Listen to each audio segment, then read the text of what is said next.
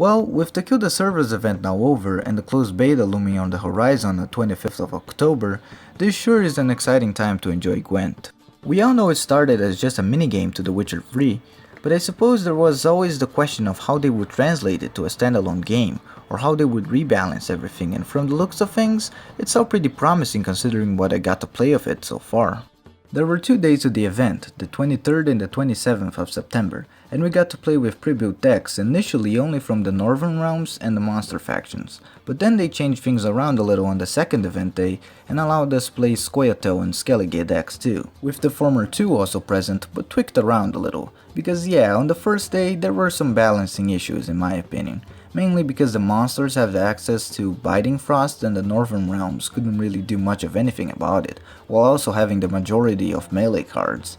But I digress. These things, along with technical issues like me having trouble to even launch the game at first, are to be expected on an event whose main purpose is to stress test the servers.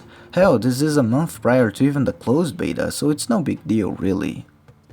Best part of it though was definitely the second day. More decks to play around with and more balanced overall. So I'd like to talk about things related to that and a couple other points relating to the game overall. So yeah, let's talk about the basics at first and then move on from there. Cards are separated into 3 tiers now, which are bronze, silver and gold, instead of the 2 tiers in Witcher 3, which are just regular and hero cards. It works relatively the same for the most part, where gold is resistant to most modifiers, both positive and negative, and bronze are just your regular old cards. Silver is a bit trickier though, as I haven't seen that much of a difference from bronze, but it's notable that some card effects / abilities say non-gold, and some limited to bronze only. Plus, there are also cards that can promote or upgrade cards to gold tier, so it's an interesting system that adds a little bit more depth to the game. Northern Realms even has a cool synergy with that, where their gold cards gain a little extra attack power. Now, I'm not really sure how the whole game progression is gonna work, but there are also rarities for certain cards, like epic, legendary and all that, and there's what looks like to be currency on the top right corner of the menu, as it increased as I played / won matches. Also on the topic of basics, the way bonuses are applied seems to be a little bit different as well, so if you have a card that adds an extra 2 or 3 power to the units on a certain roll, it will only really apply to the ones which were already there, so if you play another regular card afterwards, you won't really get a bonus as you would on The Witcher 3. Same works for a Commander's Horn too, which now is just a one-time thing, instead of just staying on that roll until the end of the round. That does allow for some more interesting plays though, since now you have effects that can send cards back to the player's hands or that negate some of these bonuses partially or even entirely. There is also a little bit more card draw in the game overall, as at the end of the first round both players get 2 extra cards, and at the end of the second round if there's a third one, they each get 1 extra card. There's obviously some element of luck involved here, but it comes with the territory of card games. But you can still play accordingly to what you have and make it work sometimes. Plus, in the full game you'll be able to build your own decks anyways, so you can adjust that and tailor it to your specific strategy or playstyle. Now let's talk about spies, and how OP they were on The Witcher 3. Well, we only got a small taste of it so far, but there are some pretty clear changes over here as well. They added a couple more drawbacks instead of just giving the other player more attack power. Like Avallac'h for instance, which draws 2 cards for you, but your opponent also draws a card. Or the really strong like Yevon over here, which only draws 1 card, but he also has a secondary effect of removing 2 strength from the cards on the roll he's played in. So it's definitely a more situational card now, whereas in The Witcher you'd usually play spies no matter what. Prince Tennis also has some interesting RNG now, where you choose to draw a card between a face up one, where you know what it is, or a face down one, which is more risky but can pay off pretty nicely.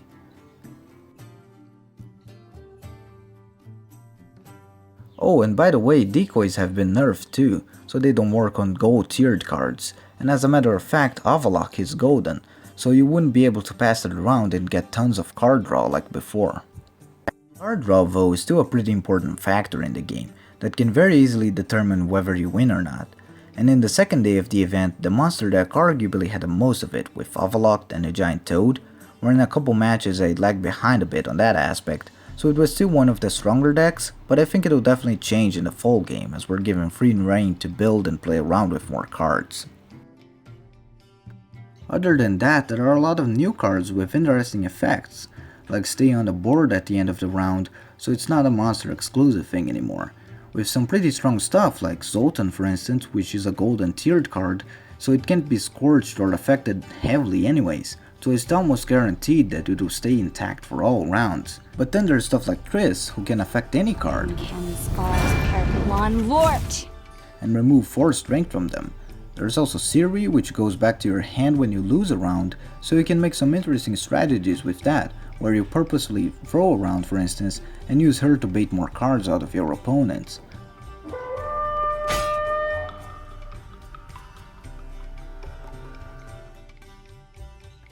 Then there's the Operator, which plays you a card from your opponent's deck, so lots of RNG involved on that, but it can be pretty fun to use.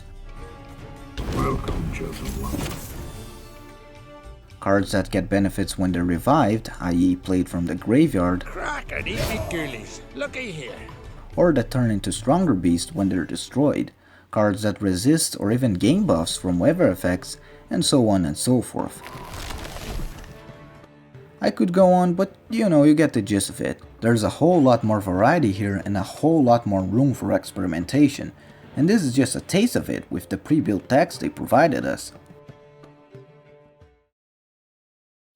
I will say though, there are also some pretty wonky value propositions which need to be tweaked around a bit. For instance, the Skellige deck has a card that is the exact same as a Scoia'tael one, but it's objectively better because it's also 7 damage. Maybe different rarities, like one is epic, the other one is legendary. I think one thing they need to do is maybe make that a little bit more clear, like in the little card icon or its border or something. And also on the topic of UI improvements, they could also add a Hearthstone log style thing, so you can have a little history of the last couple cards played. That sort of stuff is just pretty handy, Also, this is a little bit weird, but they recommend you to play this with a controller. I mean, it does play fine with one, but I'd imagine with a card game, a mouse or touch would be the ideal control schemes.